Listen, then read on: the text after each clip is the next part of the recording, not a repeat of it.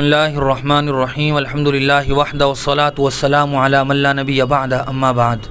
فاعوذ باللہ من الشیطان الرجیم بسم اللہ الرحمن الرحیم والفجر ولیال عشر وقال النبی صلی اللہ علیہ وسلم ما من ایام العمل الصالح فیہن احب الی اللہ من هذه الایام العشر فقالوا یا رسول اللہ ولا الجہاد فی سبیل اللہ فقال رسول اللہ صلی اللہ علیہ وسلم ولا الجہاد فی سبیل اللہ الا رجل خرج بنفسه وماله فلم يرجع من ذلك بشيء او كما قال صلی اللہ علیہ وسلم۔ محترم بزرگوں، دوستوں، میرے دینی اور ایمانی بھائیوں، اللہ تبارک و تعالی نے سال میں 12 مہینے بنائے ہیں۔ ان عدت الشہور عند اللہ 12 شہرا فی کتاب اللہ یوم خلق السماوات والارض، اور ان 12 مہینوں میں 4 مہینوں کو اللہ تبارک و تعالی نے خصوصی فضیلت عطا فرمائی ہے۔ منہا 4 حرم، جناب نبی کریم صلی اللہ علیہ وسلم کا ارشاد گرامی قدر ہے، ان الزمان قد استدار کہیئتہ یوم خلق اللہ السماوات والارض السنة 12 شهرا منها 4 حرم 3 متوالیات ذو القعدة وذو الحجة والمحرم ورجب مضر الذي بين جمادى وشعبان، کہ اللہ تبارک و تعالی نے جب سے یہ کائنات بنائی ہے اس وقت سے لے کر آج سال کے یہ 12 مہینے اپنی اصلی حیت پر آ گئے ہیں۔ ان میں 4 مہینے بہت ہی عزت اور عظمت والے ہیں، جن میں سے 3 مہینے تو مسلسل ہیں، جن میں ذی قعدہ ہے، ذی الحجہ ہے اور محرم ہے، اور رجب ایک ایسا مہینہ ہے جو جمادی الثانی اور شعبان کے درمیان میں ہے۔ ان 4 مہینوں میں بھی جو مہینہ ابھی آنے والا ہے جس کو ہم ذی الحجہ کہتے ہیں، اس ذی الحجہ کے مہینے کو ذی الحجہ اس لیے کہا جاتا ہے کہ اس میں ایک عظیم عبادت حج کے نام سے ادا کی جاتی ہے، جس مہینے کی بہت ہی فضیلتیں ہیں، اور بطور خاص اس مہینے کے جو شروع کے 10 دن ہیں جن کو ہم عشرہ ذی الحجہ کے نام سے موسوم کرتے ہیں، اس کی بڑی خصوصی فضیلت ہے۔ اللہ تبارک و تعالی نے ذی الحجہ کے پہلے عشرے کی جو 10 راتیں ہیں ان کی قسم کھائی ہے۔ اللہ فرماتے ہیں والفجر ولیال عشر، اور اللہ تبارک و تعالی جب کسی چیز کی قسم کھاتے ہیں تو اس کا مطلب یہ ہوتا ہے کہ اللہ تبارک و تعالیٰ کو اپنے بندوں کو کسی طرح کے یقین دلانے کی بالکل اور ہرگز ضرورت نہیں ہے، لیکن اللہ تبارک و تعالیٰ جس چیز کی قسم کھا رہے ہیں اپنے بندوں کے سامنے اس چیز کی عظمت اور فضیلت کا بالکل کھرے طور پر اظہار مقصود ہوتا ہے۔ جیسے اللہ تبارک و تعالیٰ نے قرآن مجید میں جا بجا مختلف چیزوں کی قسمیں کھائی ہیں، ان سب چیزوں کا بطور خاص یہی مقصد ہے کہ ان چیزوں کا، ان دنوں کا، ان وقتوں کا اظہار کرنا مقصد ہے کہ یہ بڑے فضیلت والے ہیں۔ اللہ تبارک و تعالی نے اسی لیے ان 10 راتوں کی قسم کھائی ہے جو ذی الحجہ کی شروع کی 10 راتیں ہوتی ہیں۔ اس کے علاوہ جناب نبی کریم صلی اللہ علیہ وسلم نے اپنے حدیث میں ارشاد فرمایا ما من ایام العمل الصالح فیہن احب الی اللہ من هذه الایام العشر الی آخر الحدیث، جس کا ترجمہ یہ ہے کہ سال بھر کے دنوں میں جو بھی آدمی جو عمل انجام دیتا ہے ان کی اتنی اہمیت اور اتنی فضیلت نہیں ہے جتنی فضیلت ان اعمال کی ہے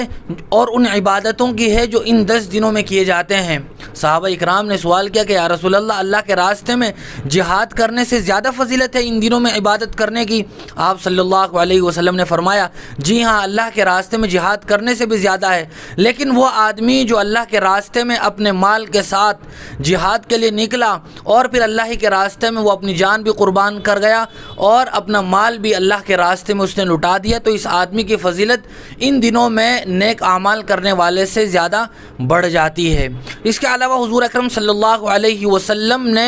اور بھی دیگر احادیث میں ان دنوں کی فضیلت بیان فرمائی ہے۔ ما من ایام احب الی اللہ ان یتعبد له فیہا من 10 ذی الحجہ صیام کل یوم منہا بصیام سنۃ وقیام کل لیلۃ منہا بقیام لیلۃ القدر،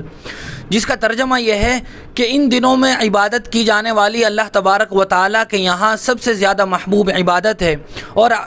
ذی الحجہ کے پہلے عشرے میں ایک دن کا روزہ رکھنا وہ سال بھر کے روزے رکھنے کے برابر ہے، اور ذی الحجہ کی شروع کی 10 راتوں میں ایک رات عبادت کرنا وہ شب قدر کی عبادت کے برابر ہے۔ اور صحابہ اکرام رضوان اللہ تعالی علیہ مجمعین، بزرگان دین، سلف صالحین، اکابرین امت کا بھی ابھی تک یہ عمل چلا آ رہا ہے کہ وہ عشرہ ذی الحجہ میں کثرت کے ساتھ اللہ کی عبادت کیا کرتے تھے، اللہ کی بڑائی بیان کیا کرتے تھے، تسبیح اور تحمید کا ورد کیا کرتے تھے۔ بطور خاص ان دنوں میں کچھ عبادتیں ایسی ہیں جو سال بھر میں صرف انہی دنوں میں انجام دی جاتی ہیں۔ اس کے علاوہ دوسرے دنوں میں اگر کوئی آدمی وہ عبادت کرنا بھی چاہے تو وہ عبادت کا وقت نہیں ہوتا۔ مثال کے طور پر حج ایسا اسلام کا عظیم اور اہم رکن ہے جو سال میں صرف ذی الحجہ کے مہینے میں ہی ادا کیا جاتا ہے۔ دنیا بھر سے لوگ اللہ کے گھر کی طرف اپنے فریضہ حج کی ادائیگی کی تکمیل کے لیے پہنچتے ہیں اور وہاں اللہ کی ضربیں لگاتے ہیں اور ارکان ادا کرتے ہیں۔ کوئی آدمی ذی الحجہ کے علاوہ دوسرے مہینے میں جا کر حج کرنا چاہے تو وہ نہیں کر سکتا ہے۔ اسی طرح دوسرا بڑا عمل وہ قربانی کا ہے۔ صرف قربانی اسی مہینے میں انجام دی جا سکتی ہے، اور قربانی پر اللہ اور اس کے رسول صلی اللہ علیہ وسلم نے جو فضائل اور جو وعدے ارشاد فرمائے ہیں وہ صرف اسی مہینے میں کی قربانی کے ساتھ خاص ہیں۔ آدمی سال کے دوسرے مہینوں میں قربانی کر کے گوشت و صدقہ کر سکتا ہے، لیکن وہ قربانی کا وہ ثواب جو اللہ اور اس کے رسول کے یہاں بتلایا گیا ہے اس کو حاصل نہیں کر سکتا۔ اسی طرح تکبیر تشریق ہے جو صرف اسی مہینے کے دنوں میں پڑھی جاتی ہے۔ 9 ذی الحجہ کی فجر سے لے کر 13 ذی الحجہ کے عصر 23 نمازوں میں تکبیر تشریق پڑھی جاتی ہے، جو ہر بالغ مسلمان مرد اور عورت پر ہر فرض نماز کے بعد زور سے پڑھنا ضروری ہے۔ عورت کے لیے آہستہ پڑھنا ہے، مردوں کے لیے قدر بلند آواز سے پڑھنا ہے، وہ بھی صرف انہی دنوں میں تکبیر تشریق پڑھی جاتی ہے۔ صحابہ اکرام رضوان اللہ تعالی علیہ مجمعین ان 23 نمازوں کے علاوہ پورے عشرے میں، بازار میں، گھروں میں، مسجد میں، اپنے کھیتوں کھلیانوں میں، تجارت کے دوران بھی اس تکبیر کو کثرت کے ساتھ پڑھا کرتے تھے۔ لہذا ان 23 نمازوں کے علاوہ بقیہ دنوں میں بھی کثرت کے ساتھ تکبیر تشریق پڑھنے کا اہتمام کیا جائے۔ اور ایک روایت ہے جس میں ہے فَأَكْثِرُوا فِيهِنَّ مِنَ التَّهْلِيلِ وَالتَّسْبِيحِ وَالتَّحْمِيدِ وَالتَّكْبِيرِ، کہ ان دنوں میں کثرت کے ساتھ اللہ کی بڑائی بیان کرو، تسبیح بیان کرو۔ اسی طرح ان 10 دنوں میں خصوصی طور پر جو بہت ہی اہمیت کا حامل دن ہے وہ یوم عرفہ ہے۔ حضور اکرم صلی اللہ علیہ وسلم نے یوم عرفہ کے بارے میں ارشاد فرمایا صیام یوم عرفۃ احتسب علی اللہ ان یکفر السنۃ التی قبلہ والسنۃ التی بعدہ،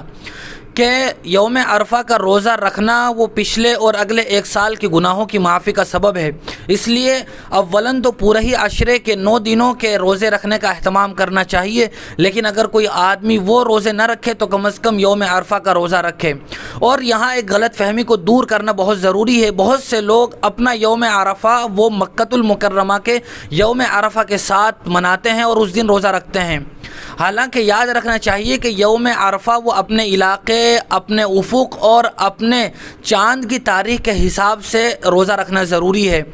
جو مکہ میں یوم عرفہ ہوتا ہے وہ وہاں کے لوگوں کے لیے ہے، ہمارے یہاں اس کے 1 دن بعد یوم عرفہ ہوتا ہے، اس دن ہی روزہ رکھنا یہ مسنون ہے اور اسی دن فضیلت کا باعث ہے۔ اور یوم عرفہ میں اللہ تبارک و تعالیٰ کی طرف سے بے شمار لوگوں کے لیے جہنم سے آزادی کا اعلان کیا جاتا ہے۔ جناب نبی کریم صلی اللہ علیہ وسلم نے فرمایا ما من یوم اکثر من ان یعتق اللہ فیہ عبدا من النار من یوم عرفہ، کہ سال کے کسی دن میں بھی اللہ تبارک و تعالیٰ کی طرف سے اتنے لوگ جہنم سے نکال کر جنت میں داخل نہیں کیے جاتے جتنے لوگ اس دن میں اللہ تبارک و تعالیٰ کی طرف سے جہنم سے نکال کر لوگ جنت میں داخل کیے جاتے ہیں۔ اور عشرہ ذی الحجہ میں ان لوگوں کے لیے ایک مخصوص عمل ہے جو قربانی کرنا چاہتے ہیں۔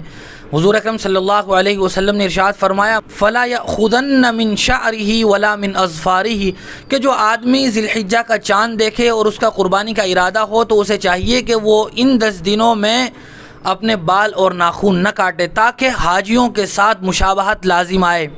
تاکہ حاجیوں کے ساتھ مشابہت ہو جائے، کیونکہ حاجیوں کے لیے بھی بال اور ناخن کاٹنا وہ ممنوع ہوتا ہے، اور حاجیوں کے ساتھ مشابہت اختیار کرنا بھی ایک بہت ہی اچھا عمل ہے۔ اسی لیے خواجہ عزیز الحسن مجذوب علیہ الرحمہ فرمایا کرتے تھے تیرے محبوب کی یارب شباہت لے کے آیا ہوں، حقیقت اس کو تو کر دے میں صورت لے کے آیا ہوں۔ اور بال اور ناخن نہ کاٹنا یہ مستحب عمل ہے، لیکن اگر کوئی آدمی کاٹنا چاہے تو وہ کاٹ سکتا ہے، لیکن جب اس فضیلت کو حاصل کرنا ہو تو پھر بہتر ہے کہ وہ پہلے ہی اس مہینے کے شروع ہونے سے پہلے ہی اپنے ناخن بھی کاٹ لے اور اپنے بال وغیرہ جو زائد بال ہوں ان کو بھی کاٹ لے۔ خلاصہ کلام یہ ہے کہ ان دنوں کی کتاب و سنت میں بہت ہی بڑی فضیلت وارد ہوئی ہے۔ ان دنوں کو اللہ تبارک و تعالیٰ کی عبادت میں اور دیگر اوراد و وظائف میں کثرت کے ساتھ تکبیر تشریق پڑھنے میں گزارنا چاہیے۔ اللہ تعالیٰ مجھے بھی اور آپ کو بھی عمل کی توفیق نصیب فرمائے۔